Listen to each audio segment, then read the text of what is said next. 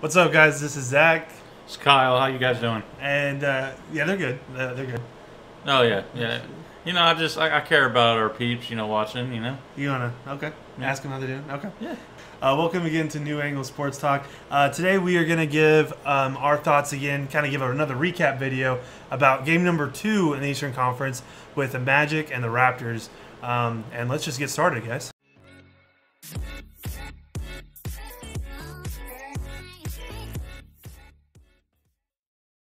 All right. Well, this was a great game from start to finish. Went down right to the wire. I noticed, man, with the home teams today, they have not been performing. I don't know what's going on. They're not showing up, ready to ball out. These high seeds going against the lower seed teams. Yeah. I mean, the lower seeds they're ready to prove something. Yeah. It's crazy. The Raptors in the first half, they started off kind of back and forth with the Magic, ending the first half with about 2 minutes left. The Raptors actually missed 14 out of 15 shots. Ended the half on an 8-0 run, which cut down the deficit to about 6 or 7 points at the half. Some notable players that were very impressive in the first half was some of the guard play for the Magic, especially DJ Augustine. Just crushing it in the first half. My God, where was this guy for the Thunder? Because he went 3 for 3 from three-point. He had some steals, some awesome assists, ended with 19 points for the half, which was a season high for a half for him. He was definitely the spark plug for the Magic in the first half. In the second half, he kind of tailed off a bit, but man, he had a killer shot at the end of the game to put the Magic up.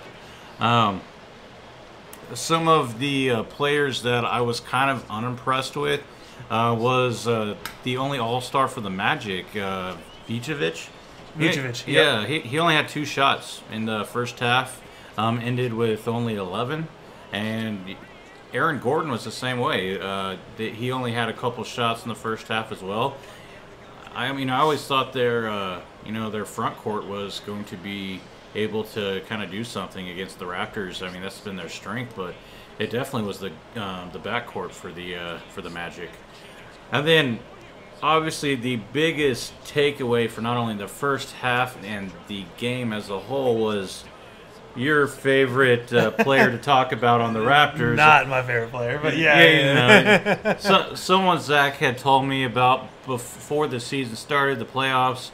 I've always kind of thought he didn't give Kyle Lowry enough credit because he did lead the league in assists, things like that. But he's like, he never shows up in the playoffs. In the playoffs, never. Yeah, I mean, what do you think about Kyle Lowry's performance? Well, I mean, it's nothing, different. It's kind of the same thing. Typically, he does good in the first round like he did last year, and then he bounces out in the second round when he played against LeBron James. However, there's no LeBron anymore. And you have, next to Giannis, you have the second best player, maybe the first best player, depending on which way you rank them.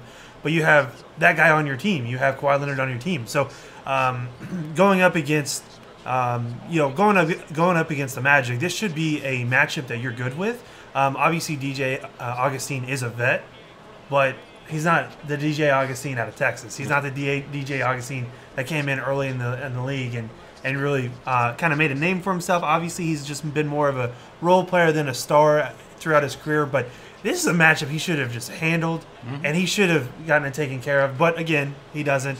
You didn't believe me though.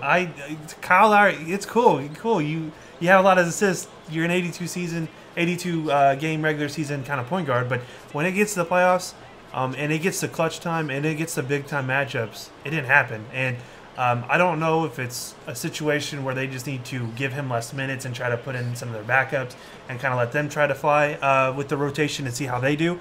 But this is really the part where you need to step up, and he hasn't done that. Last year, obviously, the year before last, wasn't it 2 years ago? Whenever him and what's his name?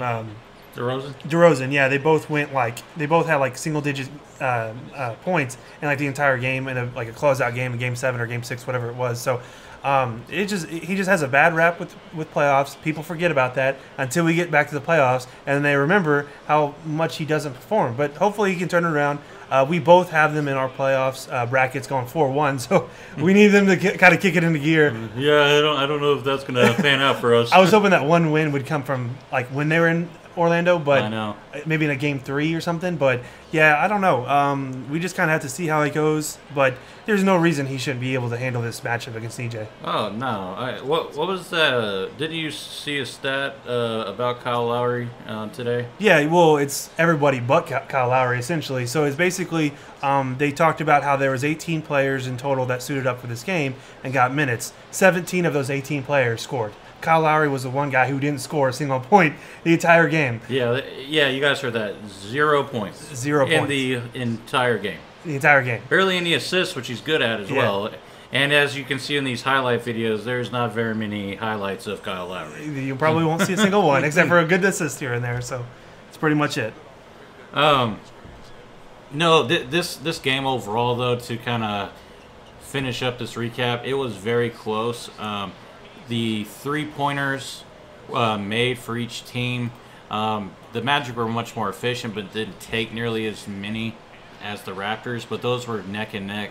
The turnovers, steals, rebounds, everything was almost exactly the same for each team. Yeah. But what I noticed, and this is probably the turning point in the game, was the free throw percentage. 90% for the Magic to 64% for the Raptors. Yeah. The Magic made 9 more free throws, and they won by 3. So, I mean, you can definitely correlate when you go to the stripe, and you have to knock them down.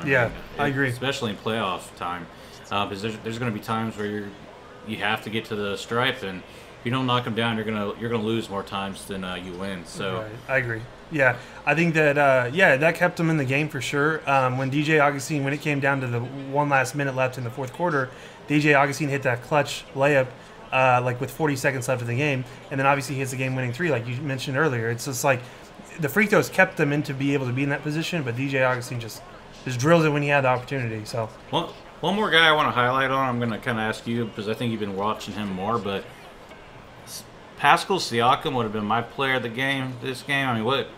I know his team lost, but I mean, what do you think about that guy? Well, as far as Pascal Siakam, I mean, I've talked about him like this entire year, like before they got Kawhi Leonard and things like that. The guy just knows where to be at when he needs to get a rebound, or if somebody throws a lazy pass at him, he knows how to get into position to execute after he gets that ball, whether it's defensively with blocks, steals, points, whatever it is. I think he just has a really good – he has a real mature knowledge as far as where to put his body at, his footwork.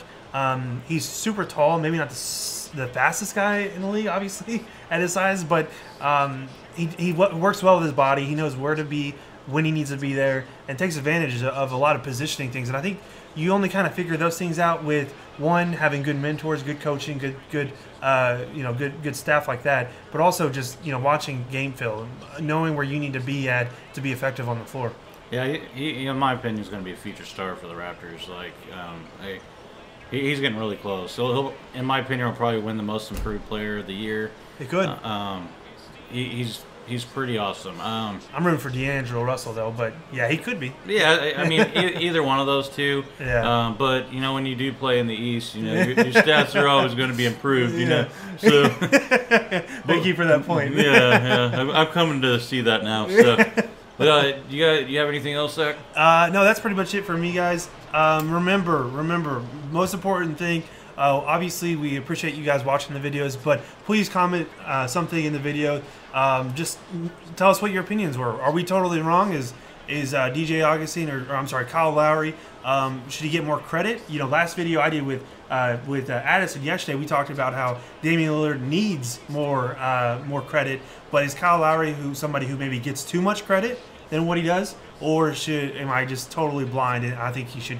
You think he should get more credit? So leave your comments in the description or in the comment section in the videos. Tell your friends, like, share, do everything. The normal stuff. Definitely subscribe to us. With the bell. Yes, that little bell so you get notifications. I'll try to put a link on our Facebook so it'll take you right to our page. Right. Have everyone subscribe. We have a lot of content coming up for you guys. So thank you a lot for your support. See you guys.